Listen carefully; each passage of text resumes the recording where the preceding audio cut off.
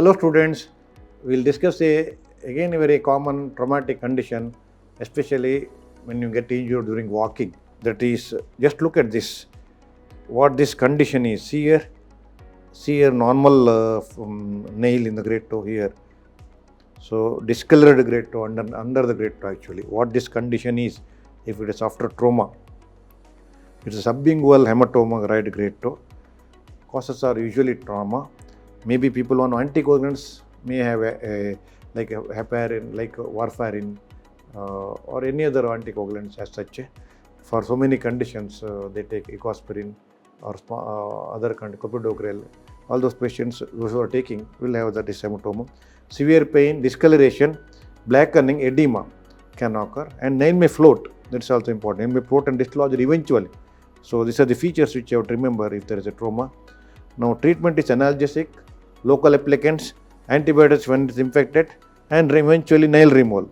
But usually once you remove those nail root is intact in such a patient commonly, new proper nail will come.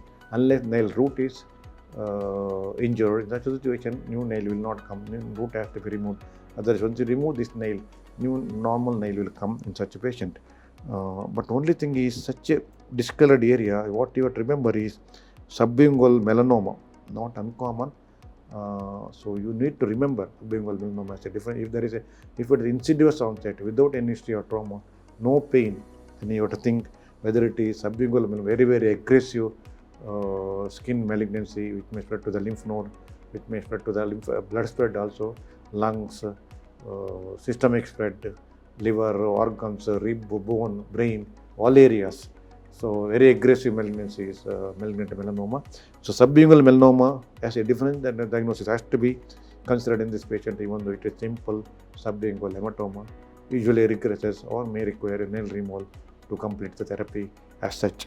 So you can go through my clinical methods in surgery to have a detailed examination of all topics, surgical topics, with a video showing the examination. And my manual of surgery details everything about all surgeries, UG, CBM and basic for PGs, and operative surgery with the 2 volume details all surgical techniques in detail with the explanations and illustrations and photos. And my DigiNow lectures covers everything for UG, CBM syllabus and basic for PGs through JP Publishers. So I hope you understood this subungual hematoma topic very well. Students, thank you very much.